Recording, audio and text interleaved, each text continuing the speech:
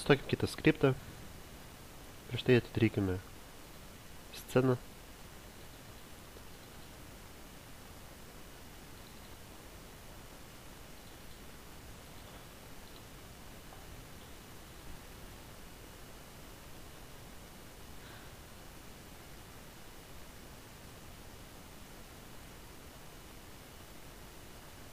Šitam personažui reikia jungti kontrolerius, nes aš noriu reguliuoti veidą. Pažymiu pagrindinį kontrolerį galvos ir įjungiu veido kontrolerius. Sukurkime scenai kamerą. Einu į rendering, sukurti kamerą. Štai kai čia kamera mažytė susikūrė, spaudžiu panels, look to selected. Žiūrėti pro pažymėtą objektą. Prisertinu štai taip veidą.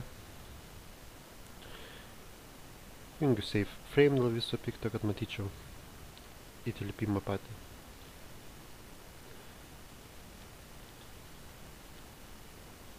Tvarkoj. Iš karto, ką darau? Spaudžiu mūsų custom panelę ir įjungiu.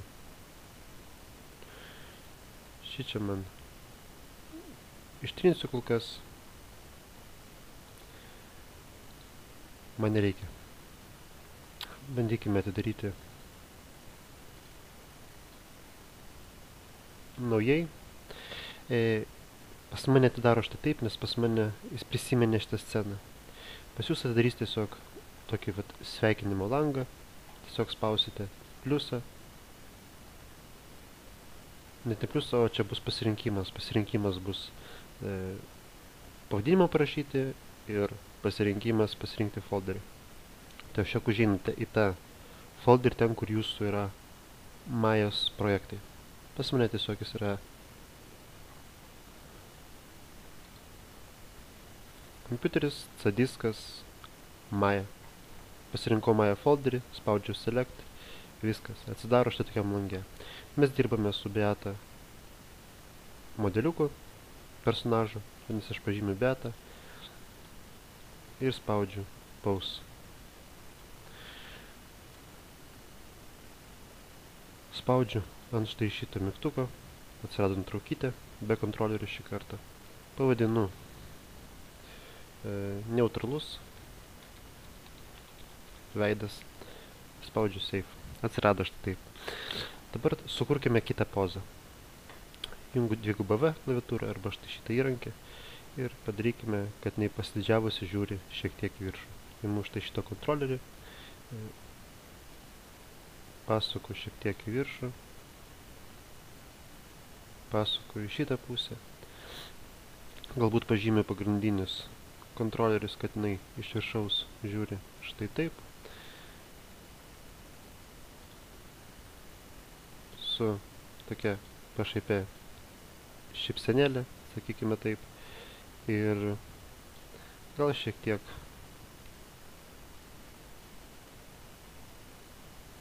prasižiojusi ir kadangi žiūri į šitą pusę, vadinasi,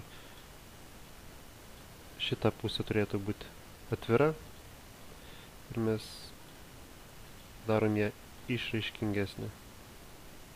Antakis šitas labiau, šitoj pusė antakis nuleistas labiau, o šitoj pakeltas labiau. Pažymiu kontrolerius, tie, kurie dalyvauja visame šitame reikale. Spaudžiame pliuso ženklą, pause ir spaudžiame vėlgi ant šito. Susikūrė kitas, rašom tarkime pašaipi. Ir spaudžiame save. Štai atsirado vieni, kiti. Žiūrėkite, kas yra ne taip. Šitai pozui pas mus matome čia 49 objektai, o štai šį čia yra tik tai vienas objektas. Čia aš padariau tokią klaidelę, kad aš prieš darydamas pozą nepasižymėjau mūsų visų šitų, sakykime taip, kontrolerių. Dėl to aš bandysiu tiesiog nunulinti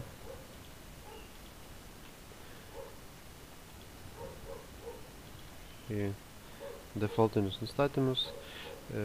Ta patį padarysiu su kitais kontroleriais.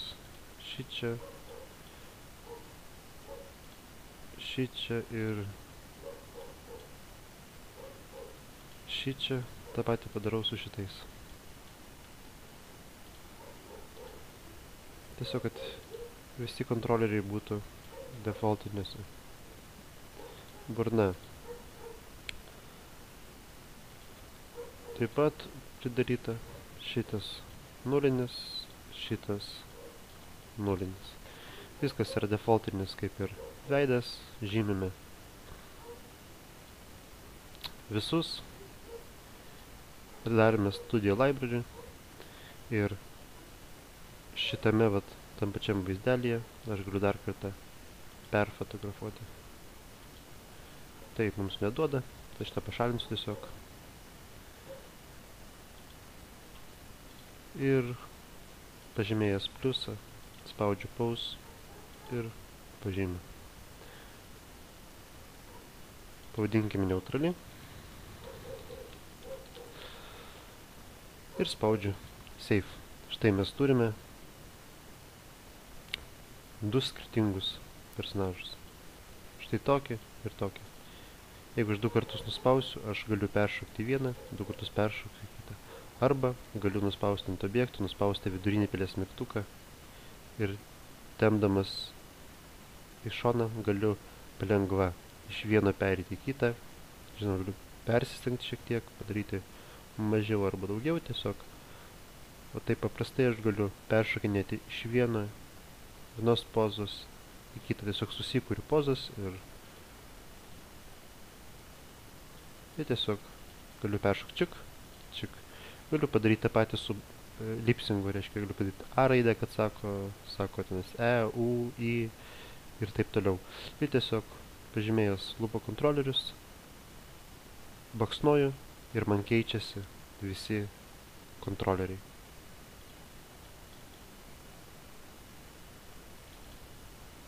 Bandykime panimuoti.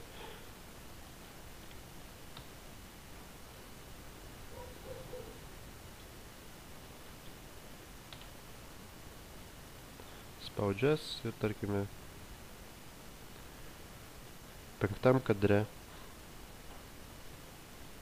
tampa štai tokia. Spaudžiu S. Ir pažiūrėkime animaciją. Galima kontrolerius išjungti.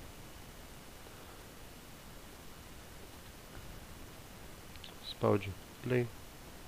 Ir matome personažas. Iš vienos veidiškos perėjo į kitą. Viskas, mūsų pluginas veikia. Galime uždėti dar vieną tašką.